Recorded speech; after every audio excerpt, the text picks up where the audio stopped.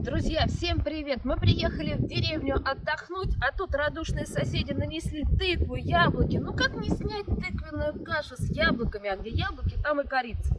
Я не буду вас утомлять нарезкой, я уже все нарезала. Яблоки, тыква кубиками и тыкву натерла. Пшено промыла, молоко, корица. Все это закладываю в чугунок, потому что мы же в деревне, будем готовить на костре. Все это протомится и будем пробовать. Пшено, тыква, яблочки. Конечно, кашу маслом не испортишь. Много масла, немного корицы, сахар. Заливаем все это, конечно, вкуснейшим деревенским молочком.